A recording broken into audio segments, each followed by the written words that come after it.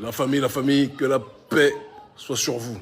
Un honneur, un bonheur, une joie intense de vous retrouver. On va pas se mentir, hein. Ces derniers temps, vous l'avez compris, vous l'avez remarqué, je prends un malin plaisir à travailler sur le fond, dans le silence, pour préparer en puissance notre rentrée qui aura lieu, s'il plaît au Tout-Puissant, fin septembre, sur le terrain politique, géostratégique, médiatique de manière générale. Et donc, c'est vrai que je prends un malin plaisir à travailler dans ce silence-là. Parfois, il n'y a rien de plus puissant que de savoir ce que vous préparez à l'ombre et d'attendre que ça puisse rejaillir au moment opportun. Mais ce qui me force à sortir de ma tanière, au-delà de vos innombrables demandes, mais vous savez que j'agis quand je pense que c'est nécessaire et pas toujours quand on me le demande, mais la réalité des faits est que l'actualité au Mali me pousse, eu égard à un certain nombre de discussions que j'ai eues avec les membres des autorités du côté du Mali, d'accord. Il est important, je pense, que l'on puisse se prononcer sur un certain nombre de points, un certain nombre de sujets ayant trait à la réalité malienne en tant que telle. Donc je vous laisse d'abord vous connecter, d'accord, et on va faire une petite réflexion géostratégique, géopolitique, qui ne durera pas trop longtemps, comme je vous l'ai dit, hein. Gardons le plus de balles possible pour la rentrée par rapport à tout ce qui doit être préparé vis-à-vis de notre combat contre le néocolonialisme de manière générale. Je vous laisse vous connecter, prenez votre temps. Je ne vous ai pas prévenu en plus, je ne vous ai pas averti que je faisais le live, donc c'est tout à fait normal que je vous prenne par surprise en tant que tel. Bonjour à vous tous. Oui, vous m'avez manqué aussi, vous m'avez beaucoup manqué. Mais bon, ceux qui me voient dans les rues savent très bien, partout où je vais, il n'y a que du love. Il n'y a que du love dans la rue, il n'y a que du love, de l'amour, des mamans, des jeunes, des frères, des papis, des jeunes frères, des enfants. Si on m'avait dit un jour que notre combat aurait pris cette ampleur, j'aurais dit vous mentez. Donc je suis très ému de cette réalité et je ne peux que vous témoigner mon amour le plus illimité.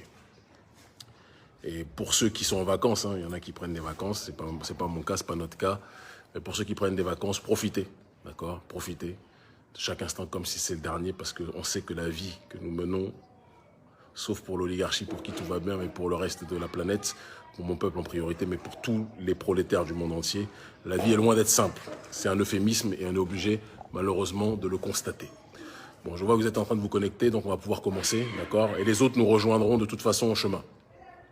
Je parlais du Mali sur un aspect bicéphale. Le premier aspect sur lequel je vais parler, qui me paraît l'un des plus importants, c'est l'histoire des mercenaires, des 49 mercenaires. Je ne me suis pas prononcé, si vous avez remarqué, depuis un certain temps, un certain nombre de semaines, même, oui, on peut le dire ainsi, en ce qui concerne cette question des mercenaires qui a fait le tour de l'actualité.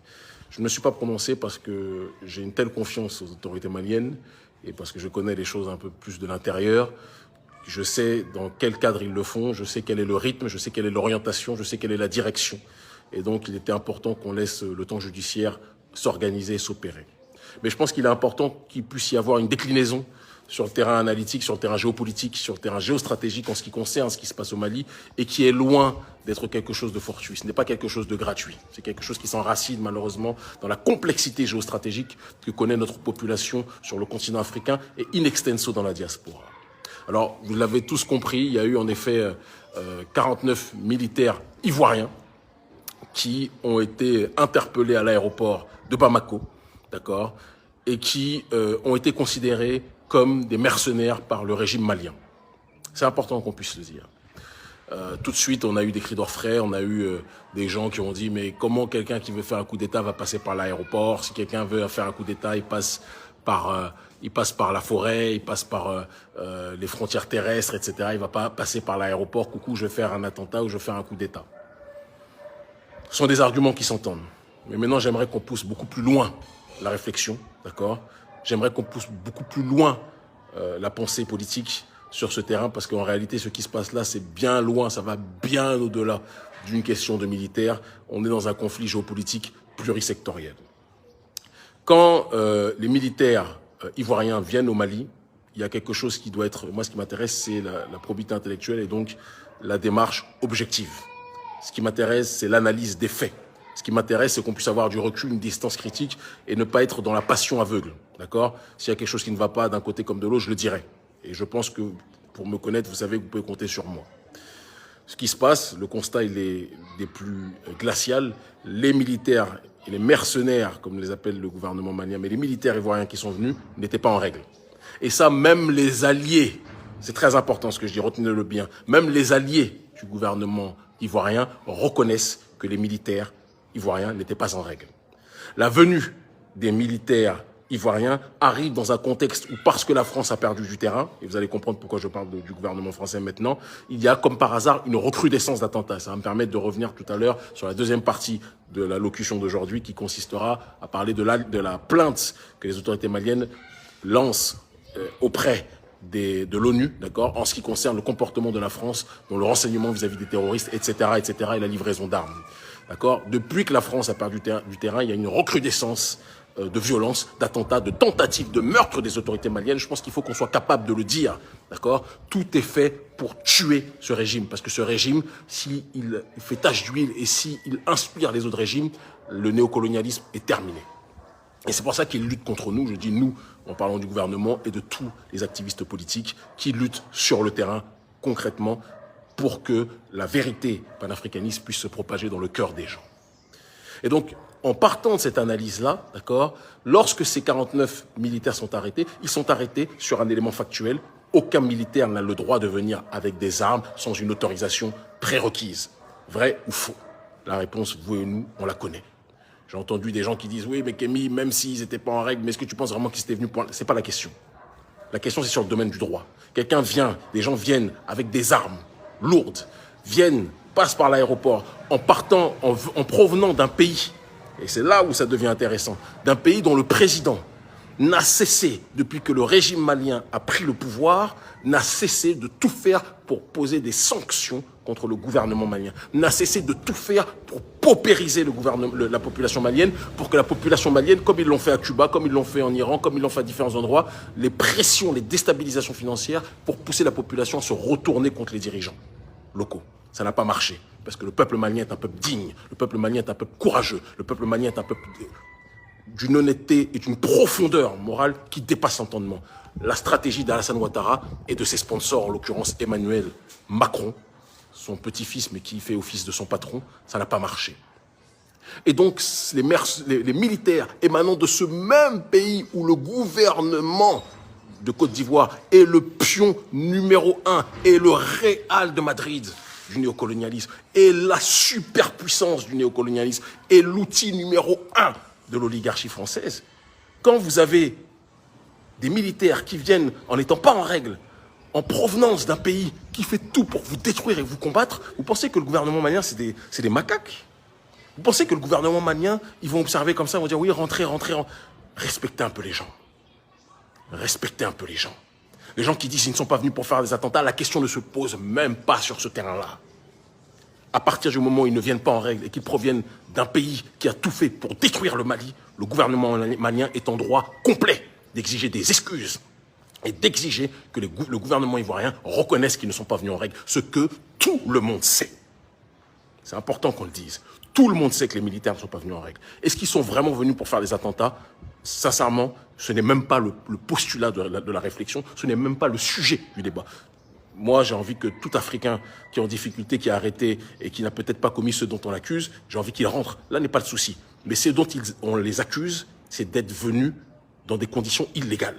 Et un militaire qui vient dans des conditions illégales, dans un pays qui est en proie aux attaques terroristes depuis que le sponsor du terrorisme, en l'occurrence l'oligarchie française, a été chassé, il est tout à fait normal que ces militaires soient appréhendés. Ça, les militaires qui sont arrêtés à l'heure actuelle au Mali, il faut qu'ils s'en prennent au gouvernement Ouattara. C'est eux les responsables, ce n'est pas le gouvernement malien. C'est important qu'on le dise. Si on ne le dit pas, on n'a rien dit. Si on ne l'expose pas, on ne dit pas les choses de la manière la plus claire, la plus explicite. Or, nous sommes là pour dire la vérité. Nous sommes là pour agir et pour nous exposer, nous prononcer avec clarté. Donc quand j'entends des gens, notre messagerie, sur notre page de plus d'1 million de personnes, notre messagerie remplie, oui Kémy, il faut que tu te prononces, oui mais Kémy, est-ce que tu penses vraiment que quelqu'un peut venir à l'aéroport pour faire un coup d'État? La question n'est pas est-ce qu'ils sont venus à l'aéroport pour faire un coup d'État ou pas, la question est 2 facteurs. Premier facteur, ils viennent d'un pays qui fait la guerre économique, la guerre politique, la guerre diplomatique au Mali depuis le début de la prise de pouvoir du camp d'Assimi Goïta, qui aujourd'hui a montré, je l'ai dit, c'est mon frère, Assimi Goïta et le gouvernement malien ont pris leurs responsabilités. Aujourd'hui, ils donnent la fierté à un certain nombre d'Africains. Il faut qu'on soit capable de l'accepter. Et si lui ne parle pas pour diverses raisons qui lui appartiennent, nous, on va dire les choses qui se doivent d'être dites. Et ils savent pourquoi on le fait.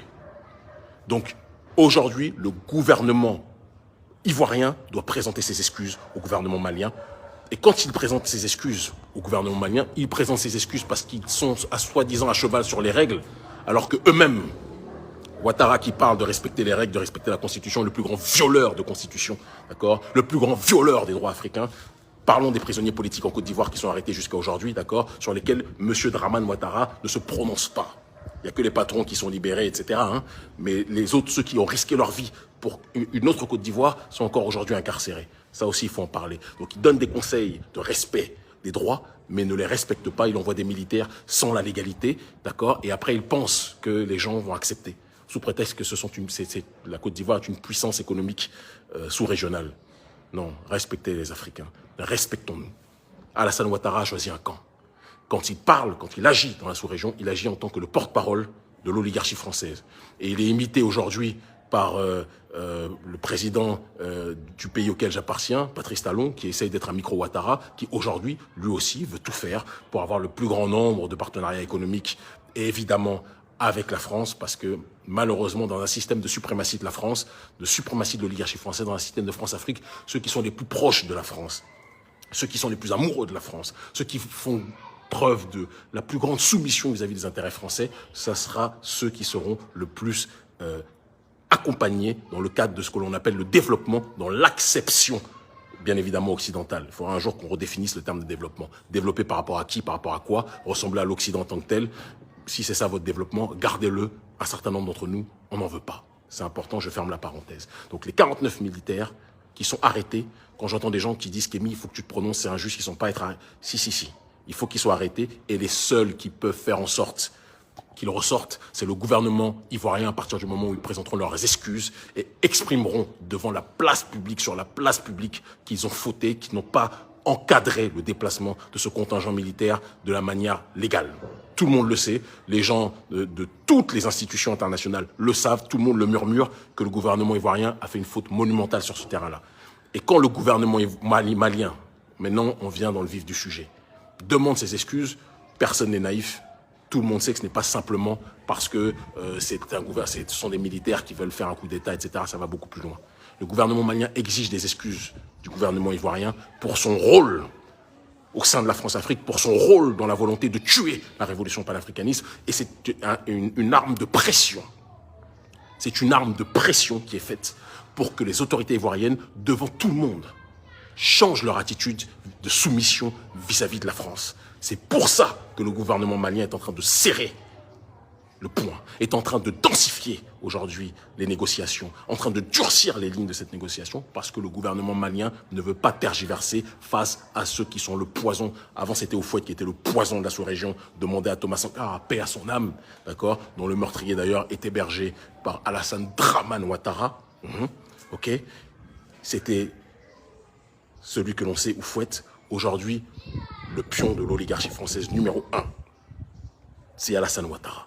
Et donc le gouvernement malien demande à Alassane Ouattara de s'excuser pour son comportement visant à saper les efforts patriotiques de la nouvelle génération panafricaniste qui veut se prendre en charge, qui veut être respectée, qui veut être écoutée, qui veut être acceptée. C'est de ça dont il s'agit. J'ai une pensée pour les militaires qui sont arrêtés. J'ai une pensée pour leurs familles. Je veux que vous sachiez que ceux qui sont innocents, ceux qui n'ont rien fait, qui se retrouvent dans un imbroglio géopolitique à cause de l'irresponsabilité du gouvernement ivoirien, je veux que vous sachiez que nous pensons à vous. Vous êtes nos frères, nous vous aimons. Mais il faudra aussi que vous réfléchissiez à l'avenir. Ne vous engagez pas dans une armée juste pour être militaire quand vous savez que le président que vous servez est un président qui est l'outil numéro 1 de ceux qui pillent notre continent. Réfléchissez aussi à cela. À un moment donné, il faut que chacun assume la portée de ses actes. Et ça, c'est valable pour tous les militaires. Soit vous vous soumettez à la justice du peuple, soit vous vous soumettez à la corruption de nos élites. Dans l'un des cas comme dans l'autre, une chose est certaine, l'histoire vous jugera pour les actes que vous aurez posés. Assimi Goïta a pris ses responsabilités. Un certain nombre de militaires africains dans l'histoire ont pris leurs responsabilités. Il ne tient qu'à vous de prendre les vôtres. Mais arrêtez de servir des gens qui dépouillent notre continent, qui pillent notre continent, qui vident les ressources de notre continent pour vivre de manière agréable pendant que leur peuple vit en dessous du seuil de pauvreté. Demandez à Patrice Talon de quoi il en retourne, il sait très bien de quoi je parle. Il le savait quand il Il était déjà en train d'accaparer toutes les ressources de l'État au Bénin, d'accord? Et il le sait encore plus aujourd'hui maintenant qu'il est président. Et c'est la même chose pour Ouattara, c'est la même chose pour tous ses dirigeants. Pour tous ses dirigeants. C'est important qu'on le dise. Et dans la suite logique donc, de ce conflit géopolitique, au sein duquel donc, les 49 militaires ivoiriens, mercenaires ivoiriens, parce qu'ils sont c'est du mercenariat que de travailler pour quelqu'un, d'accord, qui ne sert pas les intérêts de l'État. C'est du mercenariat que de travailler pour quelqu'un qui lui-même sert les intérêts privés de l'oligarchie occidentale. C'est du mercenariat. Vous ne vous en rendez pas compte, mais c'est du mercenariat. Et donc le terme de mercenaire est un terme malheureusement qui est légitime, même si certains le servent sans réfléchir à la portée de leurs actes. Et on espère qu'ils changeront avec le temps. Je ferme la parenthèse, je passe à la deuxième étape de la réflexion. La deuxième étape de la réflexion va dans le cadre de la plainte, mais en réalité c'est un continuum par rapport à la première partie que je viens d'évoquer, de la plainte qui est en cours d'être déposée par les autorités maliennes auprès de l'ONU pour dénoncer les agissements de l'oligarchie française contre le Mali. Tout le monde a remarqué, c'est ce que je vous disais tout à l'heure, la recrudescence d'attentats démentiels à Kati, d'accord, et ailleurs au Mali pour tout faire pour détruire les autorités maliennes. Réfléchissez bien à ce que je dis. Pour détruire les autorités maliennes. D'accord? Des attentats, il y avait déjà des attentats avant, mais là, on était à niveau 5, on est passé à puissance 10, comme par hasard depuis que la France est partie. Et les autorités maliennes le disent de la manière la plus simple. Les autorités françaises livrent des informations sur le renseignement, d'accord? Livrent des armes de surcroît aux terroristes, pour que ces terroristes puissent mieux frapper la junte, parce que les autorités françaises ont tout intérêt à ce que cette junte tombe. Emmanuel Macron qui vous disait avec son et je souffre quand je pense à lui, Achille Bembe, quand j'étais jeune, je le lisais, je le prenais comme une référence intellectuelle. Quand je vois ce qu'il est devenu, j'ai la nausée. D'accord? Emmanuel Macron qui vous disait la France-Afrique est terminée alors qu'il est en train de la renouveler, lui et tous ses pitres. D'accord? De l'intelligentsia compatible avec les intérêts de l'autorité française. Et je sépare l'oligarchie française du prolétariat français qui n'a rien demandé et que je salue avec amour et fraternité. Soyons précis aussi là-dessus. D'accord? Donc, il y a aujourd'hui, dans le comportement des autorités françaises, une volonté de densifier, de donner le plus de moyens possible aux forces terroristes pour que celles-ci déstabilisent le Mali, pour que la France puisse se réinstaller, parce que le Mali est un lieu géostratégique extrêmement puissant, dont la France a besoin pour pouvoir rayonner et pour pouvoir sécuriser l'accès aux ressources. C'est de ça dont il s'agit. Si vous ne comprenez pas ça, vous n'avez rien compris. Si vous ne comprenez pas ça, vous n'avez rien compris. Donc, quand vous analysez cette situation, quand vous comprenez cette situation, quand vous comprenez que la France qui vient dépenser de son temps, qui vient distribuer des bons points, de mauvais points de démocratie, alors qu'elle-même, elle est la force armée et la force financière qui soutient le terrorisme, quand on sait que c'est cette même oligarchie française qui, accompagnée des États-Unis, a assassiné Kadhafi de telle sorte que cela a dérégulé aujourd'hui le Sahel, a détruit la Libye et dérégulé le Sahel. Et ce sont ces mêmes personnes qui ont mis le feu au Sahel qui viennent vous dire on a les conseils pour savoir comment éteindre le feu. Mais vous vous moquez de qui? Et il y a une triangulation, c'est-à-dire que l'oligarchie française surfe évidemment sur le financement des forces terroristes, évidemment, d'accord, et parallèlement à cela, surfe sur les trahisons endogènes, d'accord, sur les trahisons de certaines de nos élites, d'accord. Et j'ai une pensée pour l'imam Dicko. Je suis très déçu. Et quand on parle de la France-Afrique, elle est polymorphe. L'imam Dicko a loué, il n'y a pas longtemps, au Mali, qui est donc l'un des plus grands opposants, hein, imam Dicko, du régime, a loué il n'y a pas longtemps Patrice Talon, en disant qu'il écoutait, en langage diplomatique, je vais vous décrypter ça, qu'il écoutait le peuple. Laissez-moi mourir de rire quand on sait que les prisonniers politiques au Bénin, à part quelques-uns qui ont été libérés, d'accord, évidemment c'est une réalité, mais les prisonniers politiques qui lui posent problème sont incarcérés et il ne compte pas les sortir. Ça ne l'intéresse pas. Ce n'est pas sa stratégie, d'accord? Il a libéré quelques-uns, mais il y en a un certain nombre qui sont encore là. Talon n'écoute personne, on n'est pas en démocratie, on est en taloncratie. La gauche, les partis homologués à gauche au Bénin, ce sont des gens qui font partie du régime Talon. Les gens qui sont à droite sur l'échiquier politique au Bénin qui sont homologués, ce sont des partis qui sont pro-Talon. Les médias, tous les médias béninois, si vous allumez la télé, vous voyez un média béninois, 99% de ces médias béninois sont des médias qui sont sponsorisés par Patrice Talon. C'est de ça dont il s'agit. On est dans une taloncratie, dans une dictature néolibérale, dans une dictature capitaliste extrémiste, d'accord? Donc quand j'entends Imam Dicko qui dit « on a la chance d'avoir un président qui écoute les gens », respecte-nous aussi, Imam Dicko. Mais on sait pourquoi tu dis ça. Parce qu'il y a aujourd'hui un soutien. On ne sait pas de quelle portée, mais il y a un soutien du régime Talon, sans aucun doute, vis-à-vis de toi. Parce que tout est fait pour te soutenir, toi, et l'oligarchie française, et aussi les ennemis du régime malien, d'accord, notamment les Talons et compagnie, te soutenir, toi, contre le régime Goïta, pour que tu puisses faire tomber le régime Goïta et prendre le pouvoir à sa place, toi qui es beaucoup plus lié et accepté par l'oligarchie française. Au départ, tu l'étais pas trop, tu faisais peur.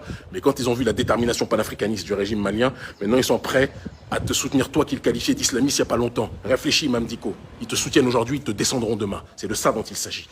Ils te soutiennent aujourd'hui, ils te descendront demain. Tout comme, à un moment donné, ils ont dit qu'ils étaient avec Kadhafi, et à la seconde, ils ont pu l'assassiner, ils l'ont fait assassiner. C'est de ça dont il s'agit. Le démon ne changera jamais. The devil will always be the devil. C'est de ça dont il s'agit. C'est de ça dont il s'agit. D'accord? Et on sait que le soutien de Talon, c'est le soutien de la France-Afrique. La salutation diplomatique que tu lui donnes, c'est cette triangulation France-africaine, clairement, simplement, qui est en train de s'exprimer, de se matérialiser à travers vous. Mais nous, on vous observe. Nous, on est sur le terrain. Nous, on travaille sur le fond. Et je vous dis que la révolution panafricaniste va tous vous balayer. Ça va tous vous balayer. Tous ceux qui s'opposent au vent de la dignité africaine, tous ceux qui s'opposent au vent de la justice africaine, tous ceux qui s'opposent au fait de rendre l'honneur à nos martyrs que la France-Afrique a assassinés, on va vous balayer. On va vous balayer. Il n'y a pas d'autre mot, c'est le prix de la liberté. Vous nous avez mis en prison, nous sommes toujours debout. Vous nous faites surveiller par tous les services de renseignement, nous sommes toujours debout. Vous faites tout pour harceler nos proches, nous sommes toujours debout. Vous envoyez des menaces de mort, nous sommes toujours debout. Et on verra le bout. Et ce bout, on le verra quand vous-même vous serez à genoux. Vous finirez par comprendre. Nous vous surveillons, nous nous préparons, nous nous organisons, nous sommes déterminés et nul ne pourra nous arrêter. Ils finiront par comprendre.